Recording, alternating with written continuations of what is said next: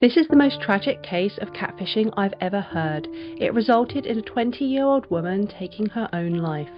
This is the case of Renee Marsden. Born October 1992 in Sydney, Australia, Renee's parents divorced not long after she was born.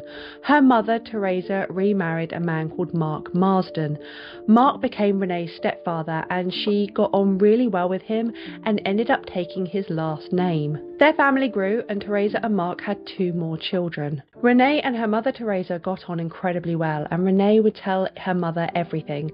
They were best friends. When Renee was 18 years old, she started working in a hairdresser's where she met her first love, Angus Young. Renee and Angus had a very serious relationship. They spoke about marriage, having children and getting a dog. But one day, out of the blue, Angus messaged Renee breaking up with her, saying that he was just using her, he didn't want to commit to anything, and he wanted to date other women. This absolutely crushed Renee. The guy that she was deeply in love with, wanted to marry and have children with, had just dumped her via text message. Not only that, he openly admitted to just using her.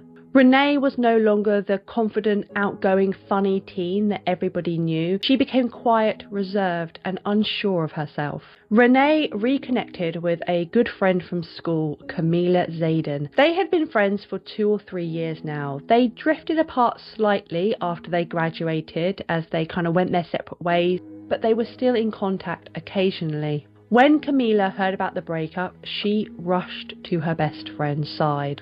Camila's advice was for Renee to just get back out there. They were still young, and in her mind, the best way to get over Angus was to date someone else. Renee wasn't sure. She wasn't feeling herself. She didn't have the confidence she used to have, and she just kind of wanted to be by herself for a while.